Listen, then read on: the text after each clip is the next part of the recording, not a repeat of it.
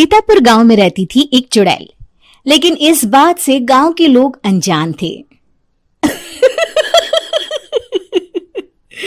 जब तक पूरे गांव की एक एक औरत के गहने मेरे पास नहीं आ जाते, मैं इस गांव को छोड़कर नहीं जाऊंगी, चाहे इसके लिए मुझे लोगों को गायब भी क्यों ना करना पड़े।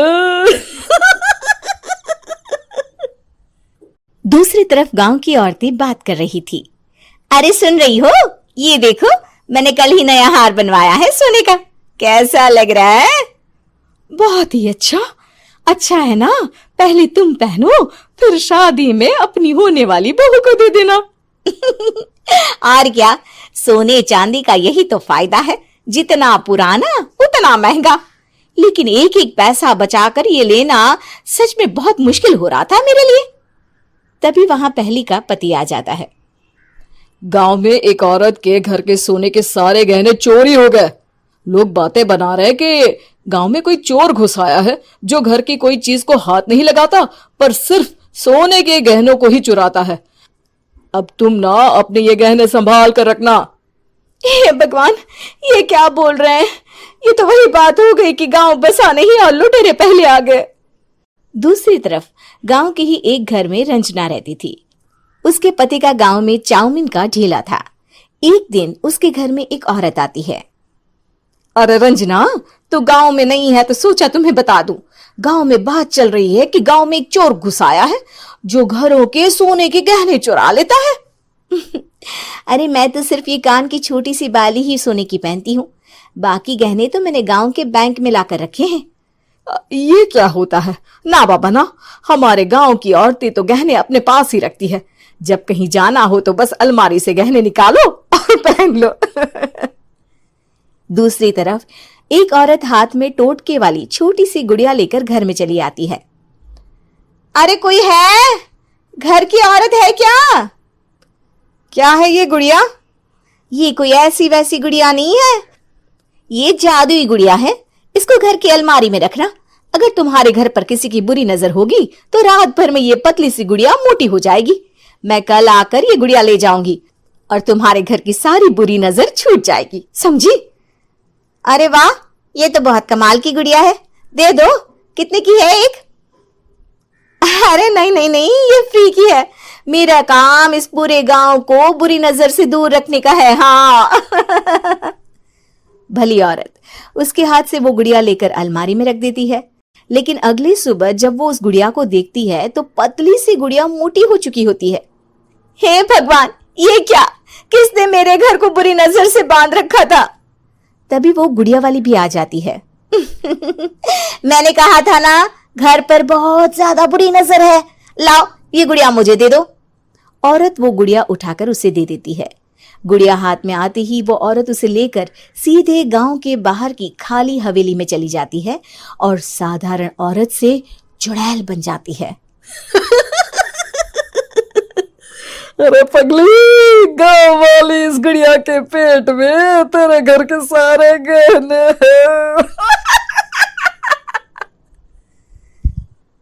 इतना बोलकर वो गुड़िया को फाड़ देती है और सारे गहने निकाल लेती है।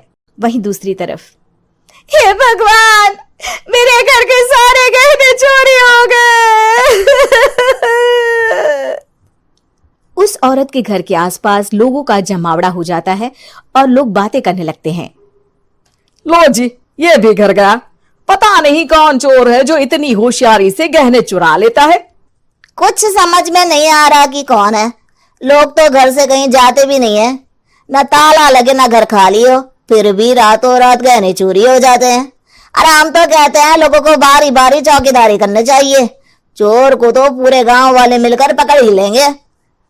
लोग बारी बारी घरों की चौकीदारी भी करते हैं, लेकिन चोरी होने का सिलसिला रुकता ही नहीं। फिर एक दिन रंजना के पड़ोस से भी रोने की आवाज आती है। अरे आज ही घर की बुरी नजर उतरी और आज ही सारे गहने भी चोरी हो गए। कैसी बुरी नजर? क्या हुआ था? तभी वहां उस औरत का पति भी आ जाता है जिसके घर में गहनों की चोरी हुई थी। हाँ, मेरी बीवी ने भी किसी गुड़िया को घर में बुरी नजर उतारने के लिए रखा था, लेकिन अगले दिन गहने चोरी हो गए। अब रंजना को कुछ कुछ बात समझ में आ जाती है।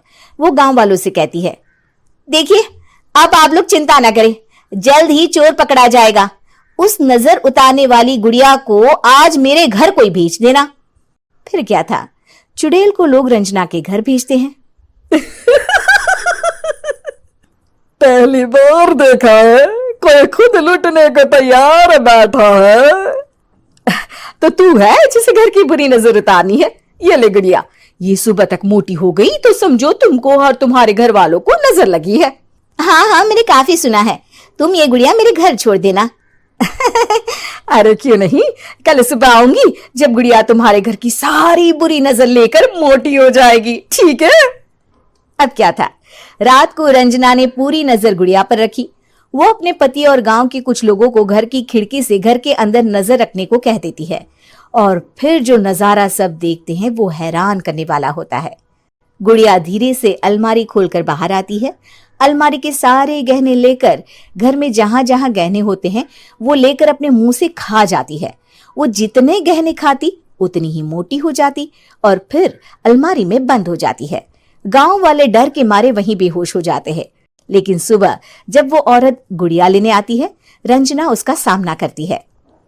ये देखो गुड़िया कितनी मोटी हो गई है, लगता है मेरे घर में बहुत लोगों की नजर लगी है। लाला ये गुड़िया मुझे दे दे, अरे बहुत कीमती गुड़िया है ये। तेरे घर की सारी बुरी नजर मैं गांव के बाहर वाली हवेली में फेंक आती हूँ।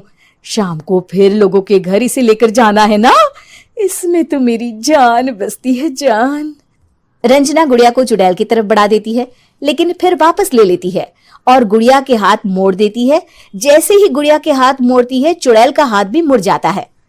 अच्छा, तो ये वो गुड़िया है जिसमें तुम्हारी जान बसती है। अब सुन चुड़ैल, तेरी सारी हकीकत सबके सामने आ गई है। या तो गांव वालों के गहने लौटा दे, नहीं तो मैं इस गुड़िया की गर्दन मोड़ दूंगी। चुड़ैल डर जाती है। अरे नहीं नहीं, मेरी गुड़िया दे दो, मैं सबके गहने वापस कर दूंगी। ठीक है, अब भी जा और सबके सारे गहने वापस कर। चल निकल यहां से। चुड़ैल सबके गहने लौटाकर रंजना के पास आती है।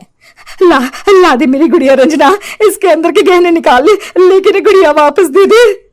लेकिन रंजना जानती थी कि जैसे ही गुड़िया चुड़ैल को देगी उसकी शक्ति वापस आ जाएगी। चुड़ैल, तू तो चुड़ैल ही रहेगी, ये मैं जानती हूँ।